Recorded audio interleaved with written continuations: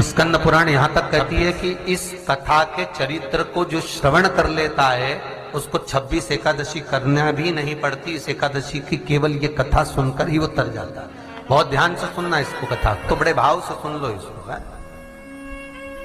बड़े प्रेम से।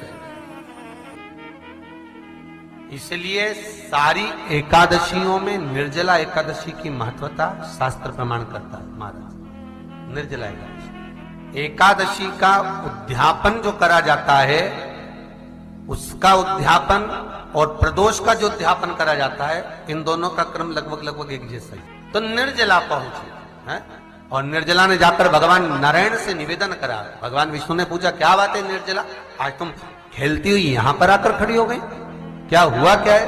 क्या तुमको गौलोक धाम में आनंद की अनुभूति नहीं हो रही जो तुम बैकुंठ में आई हो? निर्जला घूमती घूमती भगवान के सम्मुख में पहुंच गई। भगवान ने पूछ रहे हैं, बार बार पूछा, निर्जला हुआ क्या तुमको?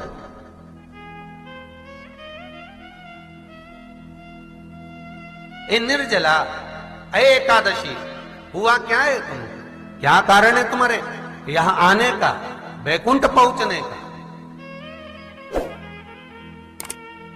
बहुत ध्यान देना महाराज। शास्त्र कहता है सोमवार, मंगलवार, बुधवार, गुरुवार, शुक्रवार, शनिवार, ये देवता वो देवता सबके व्रत कर लो, सारे व्रत कर लो, पर ये व्रत आपको परमात्मा के धाम तक लेकर नहीं जा सकते, क्योंकि इनका जो पुण्य है वो मृत्यु लोक में आप थोड़ा सा भी गलत करते हैं तो पुण्य समाप्त हो जाता है। पर हिंदू धर्म के 3 व्रत ऐसे बता दिए जिन व्रतों का पुण्य समाप्त नहीं हुआ।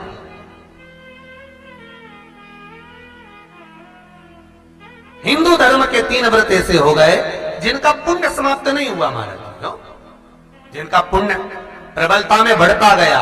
पहले नंबर पर एकादशी, दूसरे नंबर पर प्रदोष, और तीसरे नंबर पर शिवरात्रि। एकादशी भी 26 है तो प्रदोष भी जम के बोलते जाओ 26 है।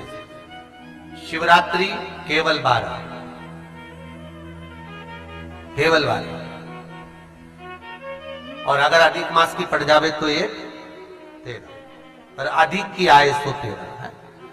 तो यहां शास्त्र कह रहा है कि 3 व्रत हमारे यहां जिनका पुण्य समाप्त नहीं हुआ, जिनका पुण्य प्रबल हुआ, बड़ा। इसलिए आज भी माता एकादशी का व्रत करती है, और एकादशी का व्रत कर कर अगर कोई जीवात्मा को देते हैं, कोई मर भी गया तो उसको एकादशी का दान देते हैं। एकादशी का उसको दान दिया है। महाराज निर्जला खड़ी है, पूछा क्यों आई हो, क्या कारण? निर्जला आई, तब लक्ष्मी मैया उठकर निर्जला के करीब में गई। निर्जला बहुत सरल थी निर्जला। कहते हैं कामा एकादशी सबसे लंबी है। कौन सी एकादशी? कामा।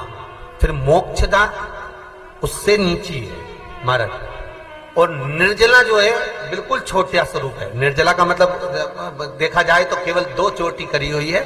मस्तक पर भोर लगा हुआ है निर्जला के, माथे पर बिंदी लगी हुई है निर्जला के, सुंदर गले में तुलसी की मालाएं पहनी है निर्जला, हाथ में जो हाथ फूल जैसी माताएं पहले पहनती थी, आपको ध्यान में होगा, ऐसा बड़ा फूल होता था, अंगूठियां पड़ी होती थी, हाथ में ऐसा लगा रहता है। तो निर्जला हाथ फूल भी तुलसी के धारण करी।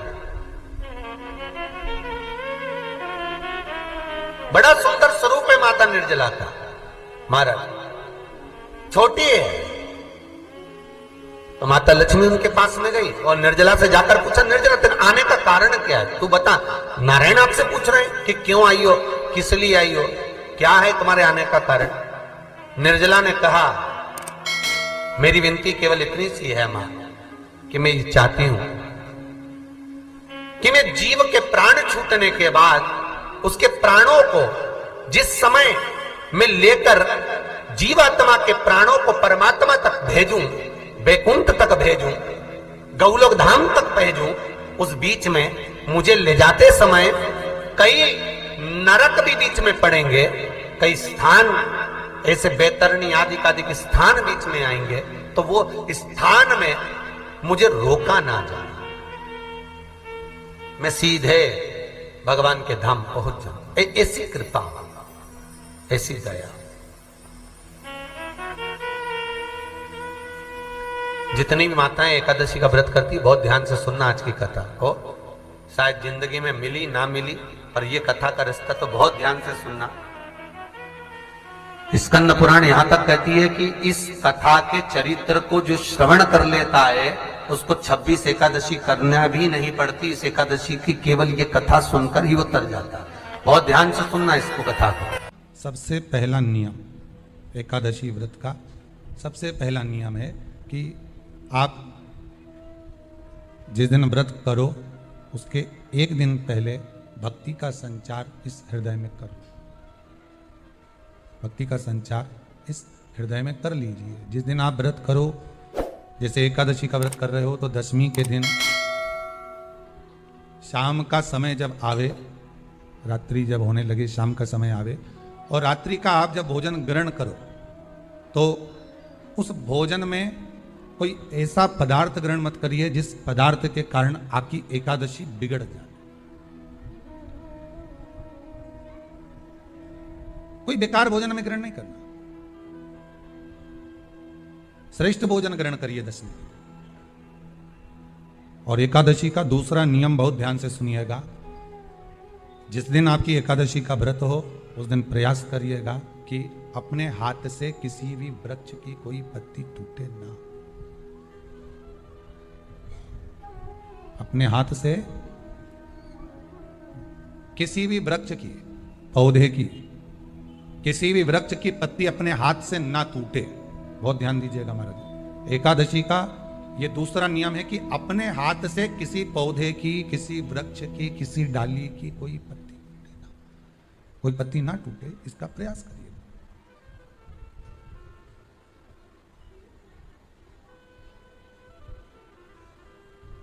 कितना सुंदर व्याख्यान कहा है, कितना सुंदर वर्णन है महाराज कि मात्र एकादशी का व्रत कर लेने पर, मात्र एकादशी का व्रत कर लेने पर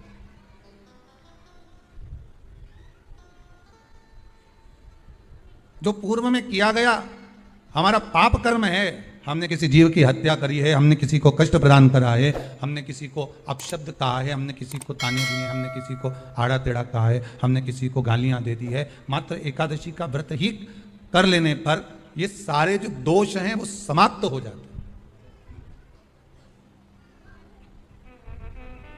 सारे दोष हमारे समाप्ति पर आ जाते हैं।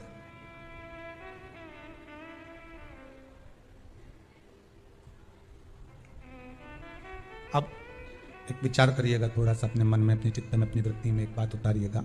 एक अपने मन में एक बात को उतार कर रखिएगा कि आप अपने पाप को, अपने पाप कर्म को जिस दिन क्षीण करने वाले हो, समाप्त करने वाले हो, अपने पाप को आप जिस दिन समाप्ति पर लेकर जा रहे हो तो उसके एक दिन पहले आपको प्रसन्नता होना चाहिए कि नहीं होना चाहिए कि कल मेरा पाप कटने वाला है, कल मेरा पाप समाप्त होने वाला है। जो मैंने पाप कर्म करा है वो समाप्त होगा, जो मैंने पाप कर्म करा है वो कल समाप्त हो जाएगा। तो एक दिन पहले आपके चेहरे पर प्रसन्नता हो कि ना हो?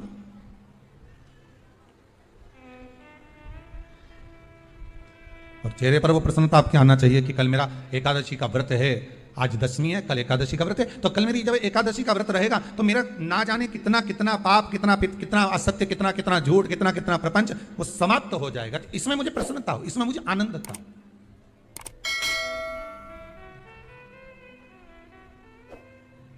तो क्या कहा गया कि प्रयास करिएगा कि एकादशी के दिन कोई वृक्ष की, कोई डाली की, कोई पोपल की कोई पत्ती ना तोड़ी जाए। क्यों? तो कहा अगर उस पत्ती को हम तोड़ देते हैं, वृक्ष की पत्ती को या क्यारे में लगी हुई कोई डाली की पत्ती को हम तोड़ देते हैं तो एकादशी का पुण्य फल प्राप्त नहीं होता। एकादशी का कोई फल हमारे खाते में नहीं जाता, पुण्य फल प्राप्त। अब फिर भले तुम, चाहे तुमने मोरधन खाया हो, चाहे तुमने फिर चिप्स खाई हो, चाहे तुमने फिर व्रत का कितना ही